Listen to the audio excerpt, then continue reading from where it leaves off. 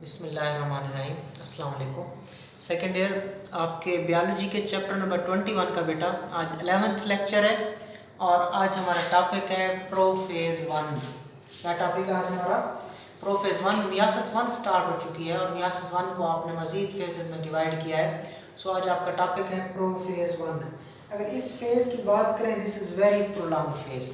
ये फेज़ क्या होता है बेटा? वेरी प्रोलॉन्ग फेज़ होता है, सबसे लंबा मरहला होता है प्रोलॉन्ग्ड फेज और सबसे इम्पॉर्टेंट है। सो वेरी प्रोलॉन्ग्ड फेज है, ये आपने देखा। और दूसरी बात मैं अगर यहाँ पे आपको बताऊँ, जो इम्पॉर्टेंट बात है, यहाँ पे जो क्रोमोसोम होते हैं बेटा वो होमोलोगस क्रोमोसोम की तरह बिहेव करते हैं। देख ले इधर बेटा, ये प्रोफेज है, सिंपल प्रोफेज, और ये प्रोफेज 1, ये प्रोफेज 1। ये जो प्रोफेज 1 है ये किसका है फेज है? ये मियासिस 1 का फेज है, मियासिस 1 का फेज है। प्रोफेज किसका फेज है? माइटोसिस का फेज है। तो इन दोनों में क्या फर्क है? प्रोफेज और प्रोफेज 1 में क्या फर्क है बेटा? यहाँ पे जो क्रोमोसोम होते हैं प्रोफेज में वो होमोलोगस क्रोमोसोम की तरह बिहेव नहीं करते, वो अकेले अकेले होते हैं। जबकि प्रोफेज 1 में क्रोमोसोम जो होते हैं वो जोड़ों की शक्ल में होते हैं। वो किस तरह होते हैं? होमोलोगस क्रोमोसोम्स के जोड़ों की शक्ल में होते हैं। तो ये मेन फर्क है। सो आपने क्या बात की? आपने कहा प्रोफेज 1 जो है that is very prolonged phase of myiasis 1। ये बहुत ही लंबा मरहला है मियासिस 1 का।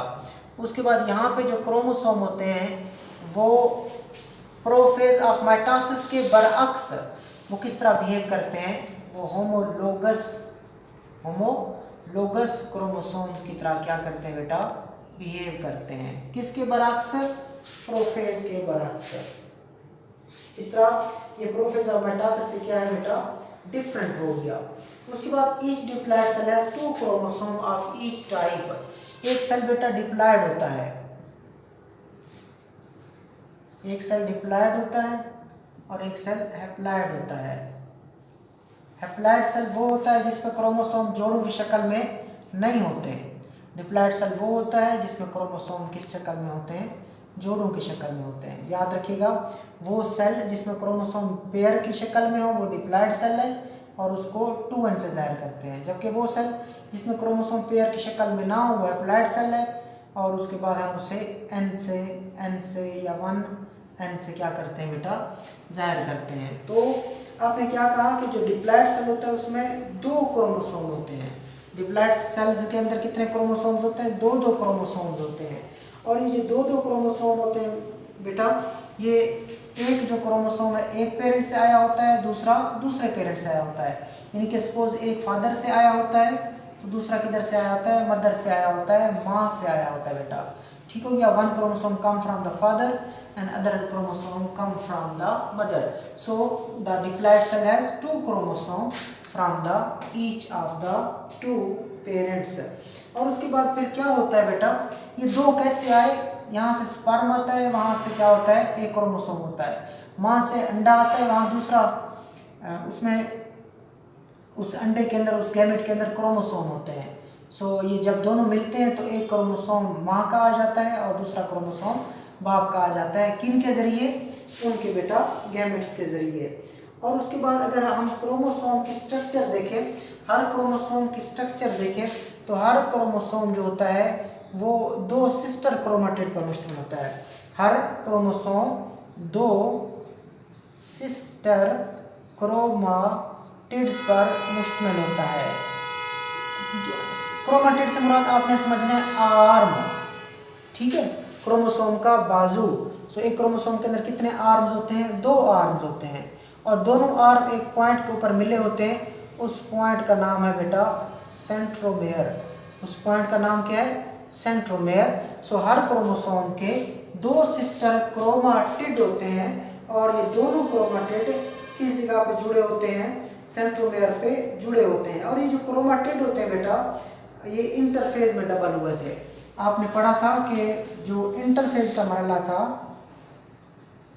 इंटरफेज का मरहला था और उसका जो एस फेज था बेटा, पहले एक क्रोमेटिड था, उसके बाद क्या हो गए थे, 2 क्रोमेटिड हो गए थे। सो इंटरफेज के दौरान ये क्रोमेटिड क्या हुए थे, रेप्लिकेट हुए थे। तो ये भी आपको पता होना चाहिए कि हर क्रोमोसोम के 2 सिस्टर क्रोमेटिड होते हैं और उसके बाद ये रेप्लिकेट कब हुए थे, इंटरफेज के एस फेज मरहला के दौरान ये रेप्लिकेट हुए थे। The interphase of meiosis lakhs G2 stage. याद रखिएगा बेटा कि जो इंटरफेज होता है मियोसिस का, उसमें G2 का फेज नहीं होता। याद रखिएगा कि मियोसिस के इंटरफेज में G2 का फेज नहीं होता। दीज सिमिलर, अब हम डेफिनेशन करने लगे होमोलोगस क्रोमोसोम की। अब हम डेफिनेशन किसकी करने लगे हैं, होमोलोगस क्रोमोसोम्स की। The 2 similar but not necessarily identical chromosome are called homologous chromosome. के 2 similar chromosome, 2 similar chromosome, 2 similar chromosome, जरूरी नहीं कि वो आइडेंटिकल हो। उन क्रोमोसोम को हम कहते हैं होमोलोगस क्रोमोसोम, होमोलोगस क्रोमोसोम और होमोलोगस क्रोमोसोम। तो डेफिनेशन क्या है, 2 सिमिलर बट नॉट नेसेसरली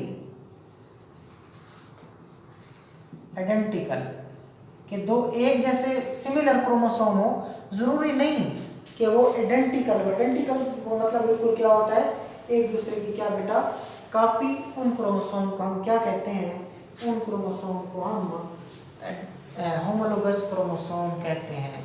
तो यहाँ तक आपने बेटा क्या देखा, मैं दोबारा बता दूं। Prophase 1 it is very prophase 1 it is very prolong phase and here the chromosome behaves as homologous chromosome unlike that of the prophase of the mitosis। और उसके बाद आपने फिर क्या कहना है बेटा इसके बारे में, आपने कहना है कि जो डिप्लॉइड सेल होता है, उस डिप्लॉइड सेल के अंदर क्रोमोसोम पेयर की शक्ल में होते हैं और उन पेयर में से एक क्रोमोसोम एक पेरेंट से आता है और दूसरा दूसरे पेरेंट से आता है। कहाँ से आता है, उनके गैमेट से आता है। ठीक हो गया। और उसके बाद आपको पता होना चाहिए कि इंटरफेज के दौरान ये क्रोमोसोम क्या हो जाते हैं, रेप्लिकेट हो जाते हैं, डुप्लीकेट हो जाते हैं, जिसके नतीजे में एक क्रोमोसोम 2 सिस्टर क्रोमेटिड्स पर मुश्तमिल होता है। और उसके बाद तारीफ क्या है कि 2 similar but not necessarily identical chromosome are called homologous chromosomes. अब हम देखते हैं बेटा प्रोफेज 1 जो है उसकी मजीद 5 स्टेजेस हैं। प्रोफेज 1 की मजीद कितनी स्टेजेस होती हैं, 5 स्टेजेस होती हैं। पहली स्टेज है बेटा लेप्टोटीन। प्रोफेज 1 की अब हम क्या देखने लगे हैं, स्टेजेस देखने लगे हैं। आज हम प्रोफेज 1 का लेक्चर जो है ये टॉपिक है बेटा, इसका पार्ट 1 देख रहे हैं आज हम। क्या टॉपिक चल रहा है इसका आज, पार्ट 1। ठीक हो गया। तो अब हम इसकी पहली स्टेज देखते हैं लेप्टोटीन। आज 2 स्टेजेस देखेंगे, लेप्टोटीन, और दूसरी आज हम देखेंगे जाइगोटीन। ये 2 स्टेजेस आज पढ़ेंगे, बाकी 3 स्टेजेस रह जाएंगी, जिसमें एक पैकेटीन होगी बेटा, उसके बाद एक डिप्लोटीन होगी और एक डायकाइनेसिस होगी, वो हम नेक्स्ट लेक्चर में देखेंगे। तो सबसे पहले स्टेज हम पढ़ते हैं लेप्टोटीन के बारे में। ये शॉर्ट क्वेश्चन आते हैं कि लेप्टोटीन को एक्सप्लेन करें, व्हाट इज लेप्टोटीन। इसमें आपने क्या कहना है, द क्रोमोसोम बिकम विजिबल। इसमें क्रोमोसोम जो होते हैं वो विजिबल हो जाते हैं। क्रोमोसोम क्या हो जाते हैं बेटा, विजिबल हो जाते हैं। पहली बात जो आपने याद रखनी है किसके बारे में, लेप्टोटीन के बारे में, कि क्रोमोसोम बिकम विजिबल। उसके बाद और क्या हो जाते हैं बेटा, शार्ट हो जाते हैं। क्या हो जाते हैं, शार्ट। शार्ट के बाद और क्या हो जाते हैं बेटा, थिक हो जाते हैं, यानी कि मोटे हो जाते हैं। चूंकि बेटा प्रोफेज में यही कुछ होता है कि क्रोमोसोम विजिबल होते हैं, प्रोफेज है। पिछले प्रोफेज में भी आपने देखा था कि क्रोमोसोम विजिबल हो जाते हैं, न्यूक्लियोलाई क्या हो जाता है, डिसअपेयर हो जाता है। तो वही चीज़ें इस प्रोफेज 1 में भी होती हैं। सो क्रोमोसोम विजिबल हो जाते हैं, शार्ट हो जाते हैं और थिक हो जाते हैं। The size of the nucleus increases. जो न्यूक्लियस का साइज है, दूसरे नंबर पे आपने याद रखना है, साइज ऑफ न्यूक्लियस, वो क्या हो जाता है बेटा इस फेज में, इंक्रीज हो जाता है। ठीक हो गया, न्यूक्लियस का साइज इंक्रीज हो जाता है, यानी कि बड़ा हो जाता है। और क्या होता है साहब, तीसरे नंबर पे homologous chromosome start getting close to each other. जो होमोलोगस क्रोमोसोम होते हैं, होमोलोगस क्रोमोसोम जो होते हैं, ये एक दूसरे के क्लोज आना शुरू हो जाते हैं। They start getting close to each other. तो ये 3 बातें आपने याद रखनी है।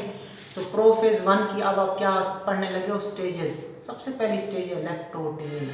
लेप्टोटीन में chromosome become visible, short and thick, size of nucleus increases, homologous chromosome they start to come close together.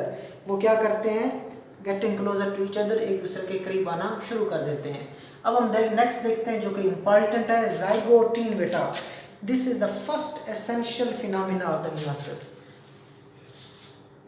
First essential phenomena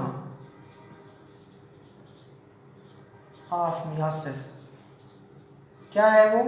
pairing of homologous chromosome. Pairing of homologous chromosome. Pairing of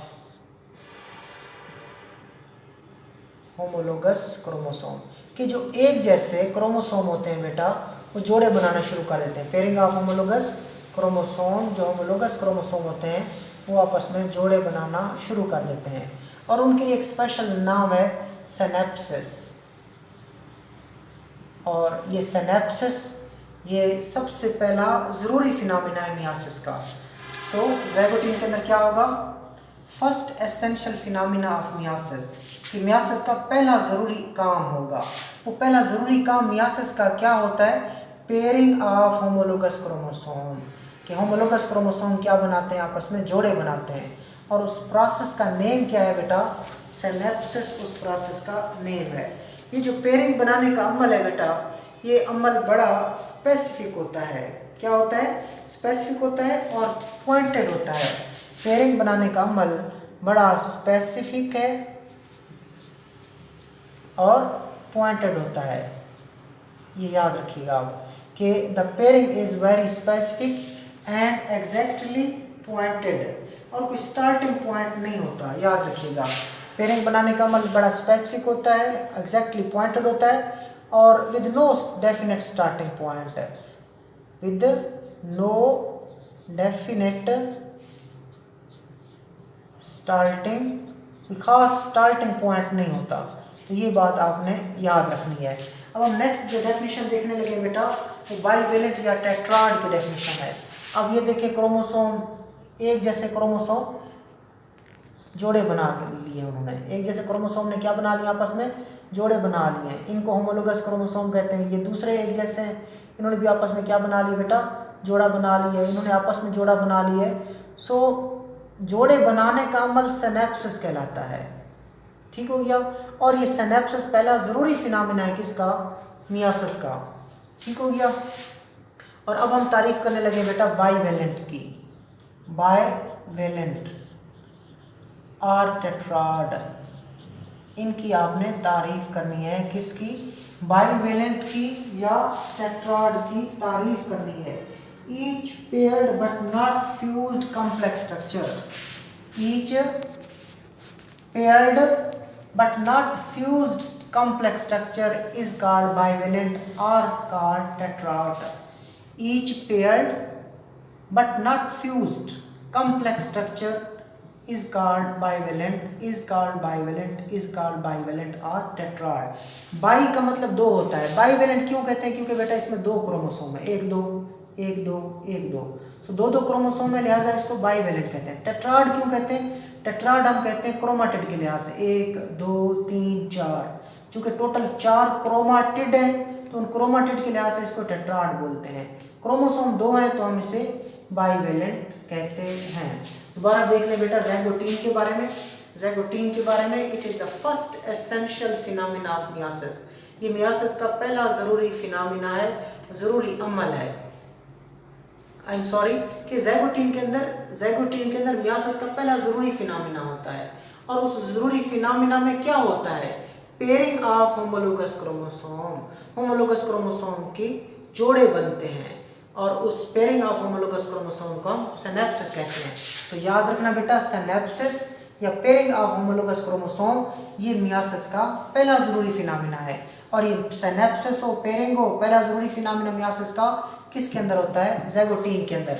और pairing बनाने का जो अमल है बेटा, ये बड़ा specific होता है, बड़ा पॉइंटेड होता है, but with no definite starting point, लेकिन कोई शुरू करने का कोई ख़ास मकाम नहीं होता। उसके बाद आपने अब डेफिनेशन करनी है बाइवेलेंट की या टेट्राड की। होमोलोगस क्रोमोसोम की तारीफ आपने की थी कि two similar chromosome but not necessarily identical chromosome, they are called homologous chromosome. So हम अब तारीफ देखते हैं बाइवेलेंट की या टेट्राड की। क्या तारीफ है बेटा? Each paired but not fused complex structure is called bivalent. देखिए बेटा, जोड़ा तो बना लिया इन्होंने, क्रोमोसोम्स ने जोड़े तो बना लिए, लेकिन अभी तक कहीं पे भी ये फ्यूज नहीं है, एक दूसरे से मिले हुए नहीं है।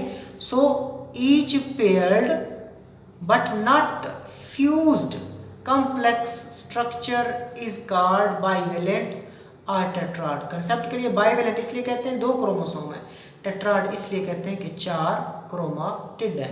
सो बेटा ये आज आपका टॉपिक कवर किया, और आज हमने प्रोफेज 1 का पार्ट 1 किया है। पार्ट 2 जो होगा प्रोफेज 1 का हुआ वो हम नेक्स्ट लेक्चर में करेंगे। सो ये आपका आज का टॉपिक था। अल्लाह हाफ़िज़।